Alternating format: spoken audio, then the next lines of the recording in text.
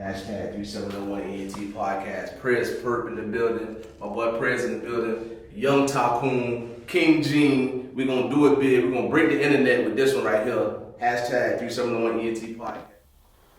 Yep. We're gonna break the internet with this one, y'all. Y'all already know what time it is. We definitely gonna break the internet with this one, man. Hashtag 3701 ENT podcast, the best podcast in the country. Let me repeat that. Hashtag 3701 ENT podcast, the best podcast in the country. I'm the only one who can do it like this. I'm the only one who can get this close to King Gene and Young Tycoon. Y'all hear me? Nobody else can get this close. So y'all tune in, pay attention to King Gene's story and Young Tycoon's story. But first off, before I already announced my special guest, but I gotta give him a very special announcement. You know, this is the first time I ever had two special guests like this in the building. But before that, I'm giving a shout out to Lemonade Squeeze. Shout out to Lemonade Squeeze, hairdresser, man. She did my baby real good. Shout out to Jasmine. Shout out to Prez Perp here in the building, man. And shout out to my whole team, man. Shout out to everybody, man. Two special guests I got, King Gene and Young Tycoon. How y'all doing? Doing great. Happy to be here. Happy to be here. Okay. And I must say, that was true. Yeah. You're the first to do it here in Lee County to get this close to Tycoon and I. Yeah. Hey. Thumbs up to me. King Gene in the building, Young Tycoon. Young Tycoon, how you doing? I'm doing great. I mean, I'm still breathing without this beating. Okay. You looking gorgeous too. 13 years old. 13 years old, can talk Bible verses. She can do credit repair, CNA, training, money management, fashion, makeup, and she rap, and she plays guitar, and she helps her mama with her business. How you do it? I mean, I'm grateful that I can do anything. Yeah. To be honest, I was taught by the best, so. Your mom inspired you. You give her all the credit. That's what's up. I need some money management. You think you can help me? Because I need to get there. You think you can help me? Of course. Okay. She says she can help me. King Gene, what's up with you? Living. This is the best time of my life right now. I'm living in my truth. Okay. You know, I know you've been hearing a lot about this new book. I have. I want to talk about it, yeah. This new book coming soon. So it's keeping me busy. Writing this book, wow, is difficult. You know, I'm sure a lot of authors out there who have written books in the past will kind of be able to relate to me. Writing a book is like hurting all over again. Yet at the same time, you getting the healingness you need. You're healing at the same time. So I'm coming close to. The anticipating date is June of 2022. Okay, so, I need that on the podcast too. I told you that. I inboxed you that too. Yeah. So what made you want to write this book? It's just like what inspired me to write this book. Okay.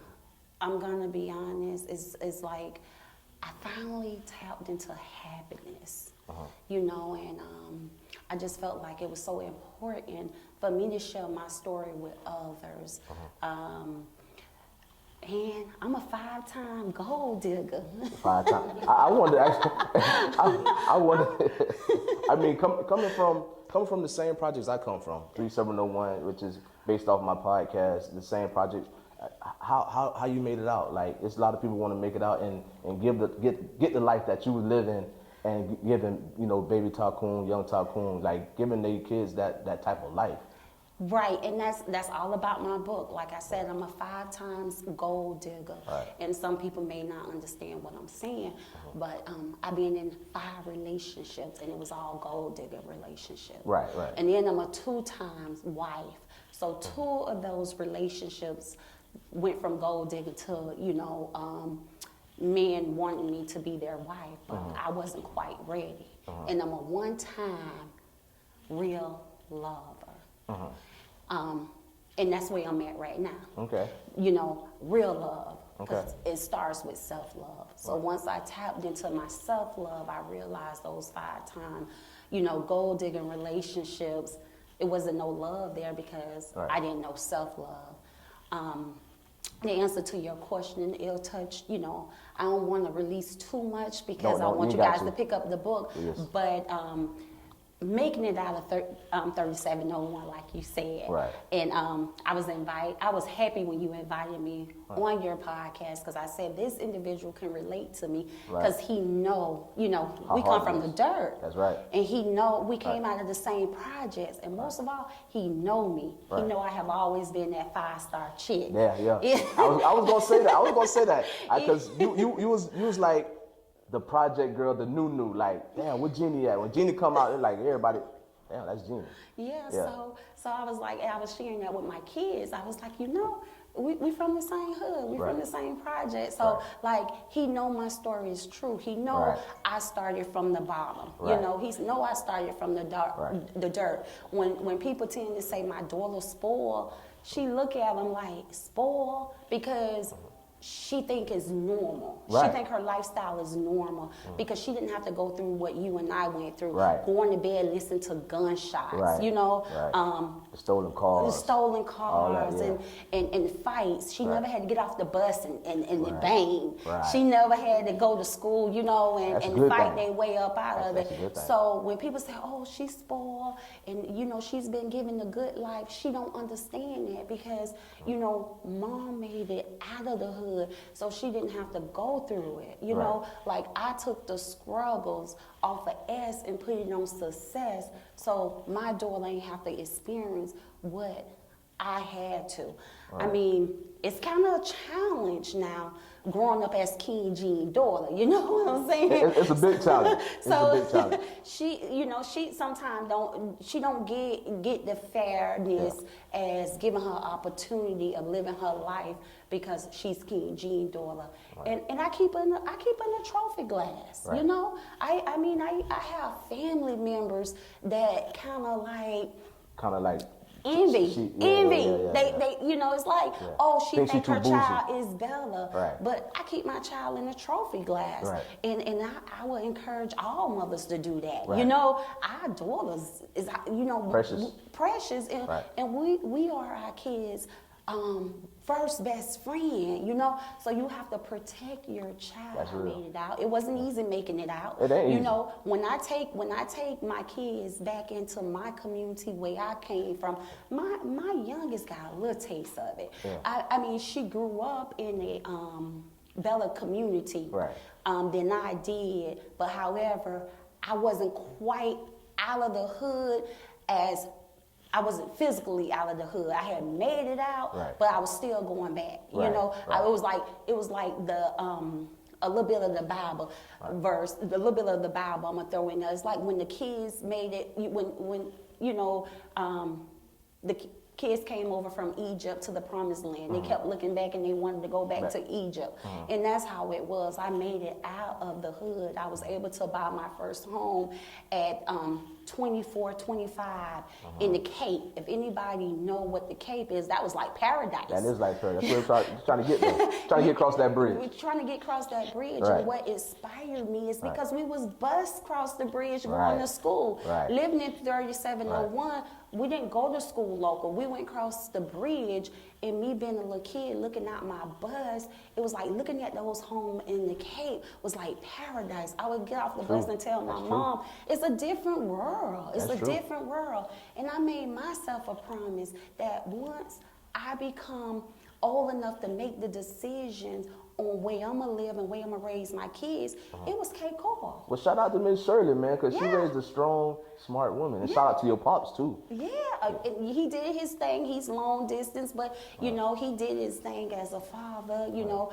traveling back and forth from up north to here to Florida to make sure, you know, we had a decent life. We had a good life. So I strive. I mean, everything I went through, I tell my mother, because my mother had a hard life. My mother was a hot girl. My mother was like one of those. My mother was actually what's the rapper name? What is it? Yo Gotti. When he rap about his aunties and he rap about his mom. Me and my brother can relate to that. You know, my mom was, I mean, come on, Innocent Avenue, you know? So, you know, I tell my mom all the time, I say, Mom, your mistakes made me be the woman I am today. I ain't have to get out there and do the things you did for money or make the mistakes you made, because I watched you make those mistakes. Real. And that was something I said I didn't want to do. Right. And so that's your mistakes. You took that, you know, my mom took it for the team. She That's took real. it for her daughters. Yeah. She took it for her son. And that's why I worked hard to give my kids a little bit more better lifestyle. I upgraded my kids. You know, and like I was saying, I took my oldest over in Cape. I built my first home over there, but I kept coming back across the bridge. You think you messed up by doing that? Like kept coming back across the bridge and not staying out of that community that we grew up in, that we try to get out of? Well, yeah, I really do. I tell anyone. Because we're trying to get out of it. You know, even though we love our community, we love Fort Myers, but the plan is to get out. You know what I'm saying? You don't want to be in 37. You don't want to be in the projects. You don't want to be in this. You know what I'm saying? I remember before I quite got across the bridge, I ended up in 2909 because Right. I ended up being a teen mom. Right. So I did too. You know, that's why I say my oldest got a little Right. taste of it, because then I had to move to a subsidized living, Right. 2909, Right. and my oldest child got to live there. She got a chance to have that experience it a little bit, but not much, because I got out of that. Right. But once you make it out, my words of encouragement: stay out. You don't have to forget where you come from. You know, and whatever you can do to help, home team, to help your community, Right. do it. You Right. know, be proactive with it, Right. but don't end up getting slip back in it. Yeah. Yeah. And that's my thing. I made it out physically, but I never made it out mentally Right. until a couple years ago. Right. I made it out physically. Get what I'm saying, Right. Kenny? I get what you're But saying. I didn't make it out mentally. Right. Still stuck in it. I was a successful Yeah. woman, still going live on Facebook, fussing with people who were still stuck back in my community. How distasteful. Right. And I had to learn it was because I was still mentally stuck in my hood. I had physically moved out, but I was mentally stuck. And that just come from me. I kept going back. So, a lot of praying, a lot of self-improvement, and just, being grateful and not wanting to get, all I had to do is make, fussing with people on Facebook and Yeah. going back and forth with people that was still hurt. Well, you still got projects in you though. Well, yeah, and that is so true when Yeah, they say you can take them out the hood, but you can't take the hood out of them. Yeah. Some of that is true. Yeah.